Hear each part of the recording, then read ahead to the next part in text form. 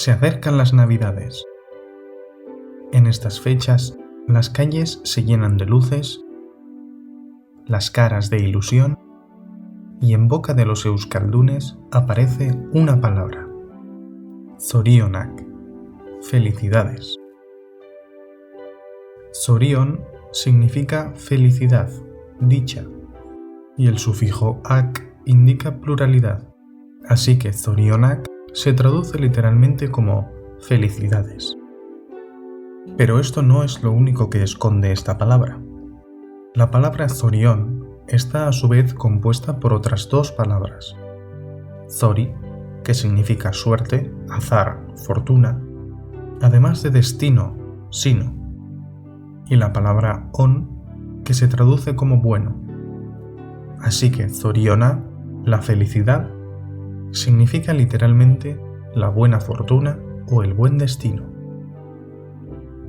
Zori, la fortuna o el destino, está a su vez emparentada con una palabra que a priori puede pasar desapercibida: la palabra chori, pájaro. ¿Qué relación hay entre los pájaros y el destino o la suerte?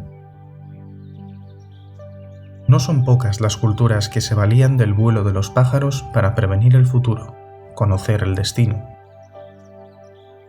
Los expertos observaban el vuelo de estas criaturas para dictaminar los eventos próximos.